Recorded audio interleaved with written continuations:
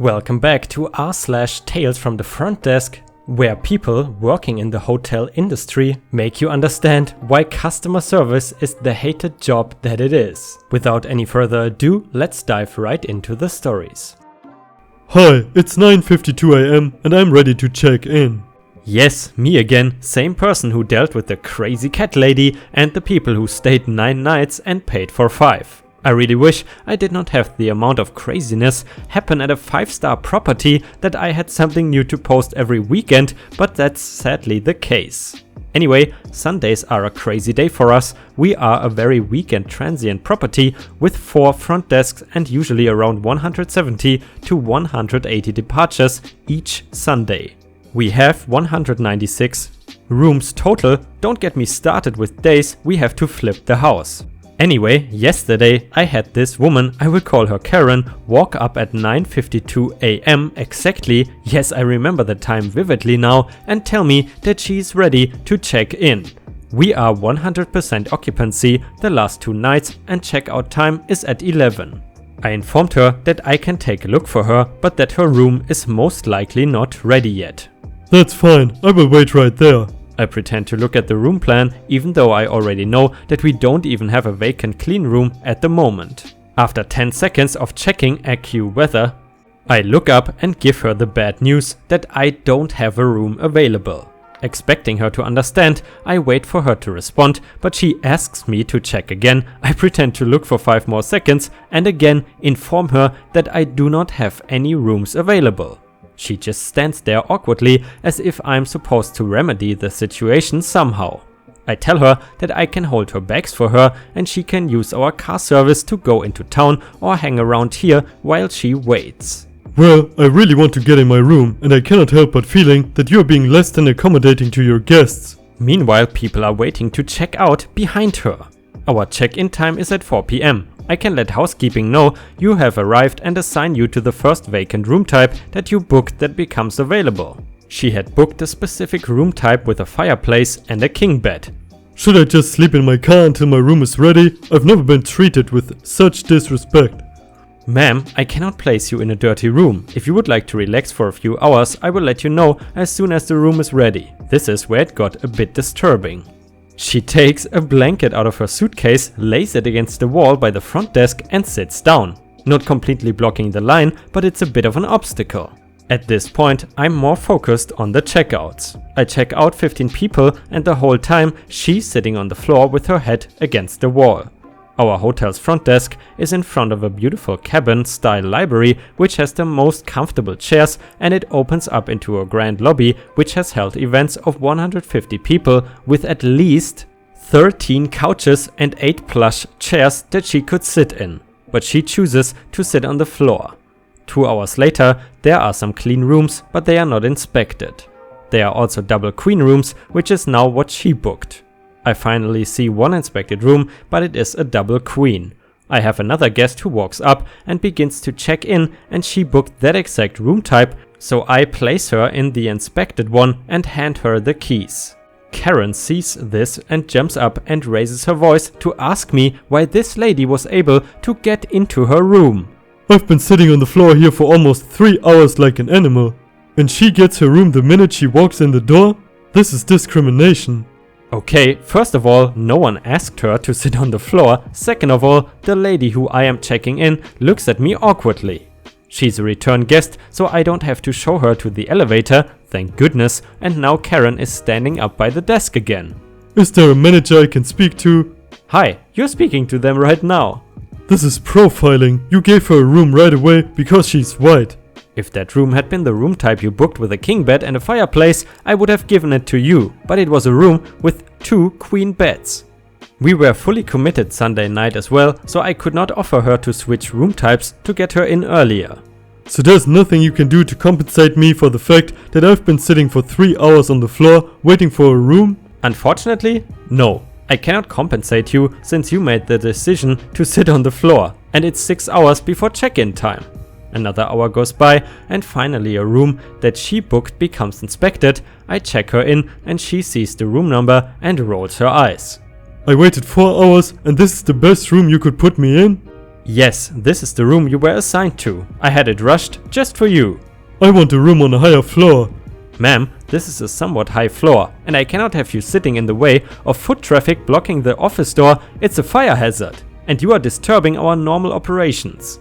She grabs the keys out of my hand and marches down the hall in the opposite direction of the elevators.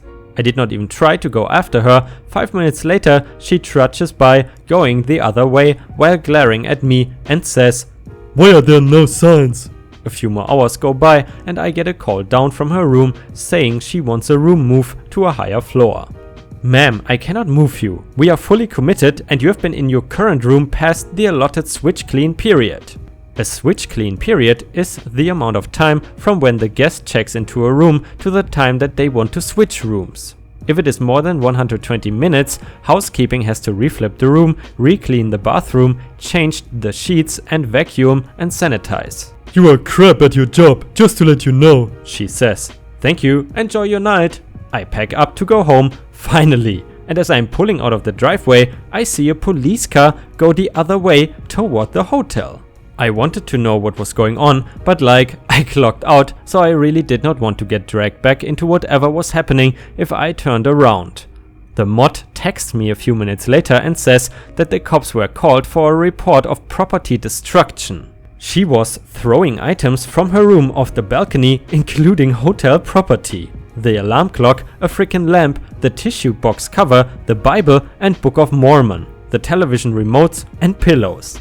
They arrested her on site. I don't know the full outcome, except that we charged her for the items she threw and the room night. She tried pulling the brand new TV we had just installed in all the rooms out of the wall, but only a wire was snapped. So she did not get it off. Thank goodness I'm currently looking for other employment because this is exhausting. Jesus Christ, when I hear these stories, I really have a lot of empathy for these poor hotel workers who have to put up with Karens and other crazy people. But then again, nobody ever said that working in the service industry was easy. I'm sure if any of you worked in that industry, you can definitely confirm that. Psycho request at the hotel breakfast buffet. I don't even work at a hotel, but need to share this with you guys. Currently, I'm staying at a nice hotel in Sweden. We added the breakfast buffet onto our stay because it had rave reviews online. We've been enjoying it each morning of our stay. So the breakfast buffet here is indeed glorious. They put a lot of thought and consideration into it. Multiple options of hot and cold stuff to suit everyone's taste/needs, and everything is very high quality. You would think that would be enough, but oh well. There are 2 separate baskets of hard-boiled eggs, each nicely labeled 7 minutes cooked and 10 minutes cooked. I already think this is extra enough to do. I've never seen any buffet give options for how long the boiled eggs are cooked. You just get what you get for cook time with no complaints. Anyway, this lady is standing there for several minutes staring at these hard-boiled egg baskets. She's impatiently trying to find a worker. When she finally flags one down, she pointed at the eggs and legit asked, "Do you have any 8 minutes cooked eggs?" I, also standing there, thought it was a effing joke. Who asks that at a buffet? There are 2 7-minute and 10-minute options. Are your taste buds that refined that you need something in between 7 minutes and 10 minutes cooked separately just for you? What the F? But she was serious. The worker kindly replied, "Sorry, we just have 7 minutes and 10 minutes. This lady then has the nerve to ask if the chef can make her 8-minute eggs. The entitlement. I saw the poor worker bristle at the request. Is your whole life gonna be ruined if you don't get that 1 extra minute of cook time for your eggs? And the 10-minute is 2 minutes too long for your delicate tastes? My fiance, who's Dutch and a very straightforward guy, also a guest standing there, said to the lady, "There are plenty of nice options here, and these boiled eggs are perfectly cooked. I've already had them. Maybe you should give them a try first." The lady huffed at the practical advice and let the worker off the hook for the request. My fiance and I laughed at the stupidity and entitlement of this woman as we proceeded to enjoy our delicious breakfast. I was also personally embarrassed because the lady is American and is making us all look bad. But alas, Guys, do you enjoy breakfast at hotels? To be honest, I know plenty of people that love them, but personally, I really dislike hotel breakfast, especially here in Asia. But anyway, enough of the breakfast talk, let's continue. Front desk manager threatens me with a write-up and she gets a lesson in management. Backstory: I was working as a night auditor at the front desk. Now, for those that don't know, the night auditor is like an accounting job. We balance all the paperwork before accounting gets it. We balance every department, restaurant, bar, dance club, conference center, etc. So our job was critical to be done correctly every night. Vivian was a woman, only about 5'2". She was a very nice lady, but if she came looking for you because you screwed something up, even the GM would run for cover. If you did not do your work and caused her to get chewed out by corporate, you better believe she would make sure the storm would roll downhill and hit you 10 times harder. I never had an issue with Vivian because, well, I did my job, which made her job a lot less stressful. I caught several mistakes. I was to document the mistakes so management could speak to the person to make sure they knew the proper procedure. This place loved printing everything out. We could go through at least a ream of paper, 500 sheets per night. When I completed an audit, we put all paperwork in a wire basket, which was about 3 reams of paper deep. This was filled most nights, sometimes overflowing with all the paperwork. The cast, with made-up names of course, is this: Karen, manager; Randy, co-worker auditor 2; Crystal, co-worker day shift; Sue, co-worker evening shift; Vivian, head accountant; me, OP. And now on to the story. One day I am about to go home and I noticed we only had 1 ream of paper left, so I left my Karen a note explaining we needed paper to do an audit that night. I come in and look around and there is no paper. I ask Sue where the paper is that I asked Karen for. Sue responds, Karen said we had enough and didn't need to get any.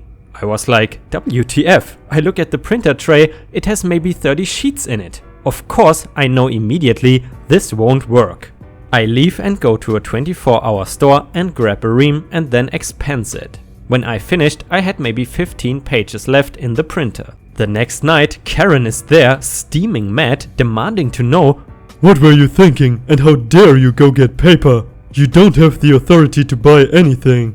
I told Karen, I left you a note saying we did not have enough paper. You did not get any, so I had to get the paper to get the audit done. Truly, this woman never did the audit and had no clue how much paper we used at night. Karen said, "I'm writing you up, and you're going to sign it." To which my reply was, "No, I won't sign it, and you couldn't make me by law. You and I both know you cannot force anyone to sign it, so don't try that crap with me." Then I continued, "You didn't go get paper, so I had to when I ran out of paper. How was I supposed to get the audit done with no paper?" Karen refused to answer that question and said, "Your write-up will be in your mailbox tomorrow." Karen leaves for the night. That night I was pissed, so was Randy, who worked the audit with me. About 6 AM, Vivian comes in. As usual, she was always there between 6 and 7 AM every morning. Now usually, both Randy and I are picking on her, just giving her a hard time for fun. We love to have fun with her. First thing in the morning, because she was not a morning person. Vivian looked at me and asked, "What's wrong? It is written all over your face. Something bad happened." I told her everything. I just needed to vent at that point. At this point, a small nuclear explosion just happened.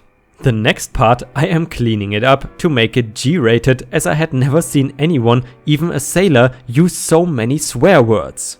Vivian with a very pissed look.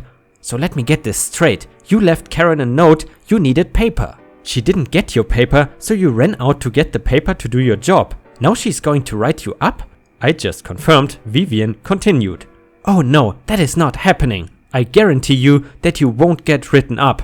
I will take care of this immediately. If you ever need paper, I give you authority to get it and give me the receipt. I will reimburse you for it." Then Vivian walks away. I looked at Randy and asked, "What am I supposed to do? I have a dotted line to her, but Vivian is not our boss." Randy says, "I have no clue. We will just have to play this by ear." Aftermath. The next night I walk in and Karen is there. I truly wanted to avoid her, but Karen looked horrible.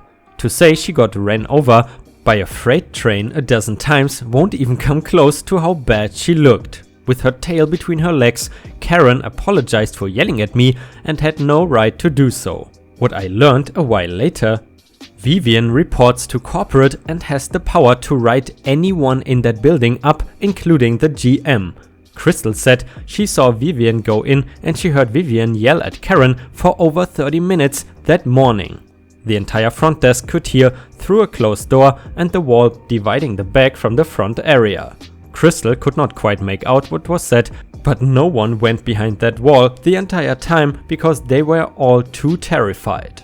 Vivian had to have her reports done by 10 AM, and if I would have waited for the first manager to get in, which was Vivian, my audit would have not been able to finish until about 8 or 9 AM. This means she would have missed her deadline and corporate would have chewed her out badly. Damn, you could indeed say Karen got reamed. But that makes me really hope that Karen learned her lesson from that situation. By the way, if you have watched until here, please don't forget to post some star emojis in the comments and like the video to show your support. And if you haven't subscribed already, now is a great moment to subscribe to join our awesome community. Racist guest demands I fire my housekeeping staff. So yesterday night, as I'm sitting there at the front desk, already annoyed because I've been working for a week straight, I had the pleasure to speak to RG, racist guest. I don't know how he thought this would go well, as I am an African American man. Our conversation went like this. As I see RG walking up to the desk, I greet him. Me: hello sir, how can I help you? RG: First let me say, I don't speak, read, write or understand in any way Spanish. Me: okay sir, what can I help you with? RG: Why is it that my TV is giving me noise in Spanish? Side note, this guest had been here for 2 days and this was the first day he was complaining about the TV. Me: I'm not sure sir, it could be possible that a guest staying previously had switched the language output. If you would like, I can come and show you how to switch it back. RG: Listen here boy, in the United States the language we speak is English, and I just have to say, if you don't speak it, you just have to go. Just give me some instructions for the TV set in English. Me: sir, technically in the United States we don't have a state language and I cannot control what language people decide to speak. I can give you some instructions for the remote that will walk you through changing it. RG: Boy, you don't get it. I don't want to have to ask these dirty Mexican housekeepers for lotions or shampoo 10 different times before one of them understands me. I will need an American, English-speaking housekeeper assigned to my room. Me: sir, none of my housekeepers are English-speaking. I cannot control what language they speak. RG: Yes you can boy, it's a matter of hiring only English speakers and firing the lazy Mexicans you have now. If you would like me to... Me cutting him off: sir, I don't control the hiring here, and my housekeeping staff are some of the hardest working people I know. Many are working multiple jobs. Is there anything that I can do for you right now? Any other complaints will have to be made to my manager, as I am no longer carrying on this conversation. RG: Just hire better staff boy and send someone who speaks English to my room to change the TV. So I sent maintenance to his room to fix that and leave a note to my managers explaining what happened. Come the morning, and guess what? The guest denied ever coming down to the desk or asking about his TV. I'm off today, but I will see him back there tomorrow. I don't really understand, why would you care which language the housekeeping staff is speaking if they are helping you? But also, as someone mentioned in the comments, the first instance of the word boy used in that context is a huge red flag. Kind of reminds me of Red Dead Redemption, a game that takes place in the Wild West. But either way, I'm gonna end it here with this weird story, but I hope you enjoyed the Tales from the Front Desk stories. And be sure to let me know if you want to hear more of them, because honestly, this subreddit has an insane amount of good stories. And I also really enjoy reading them. Either way, I hope you have a fantastic day and I see you again tomorrow. Ripe signing off.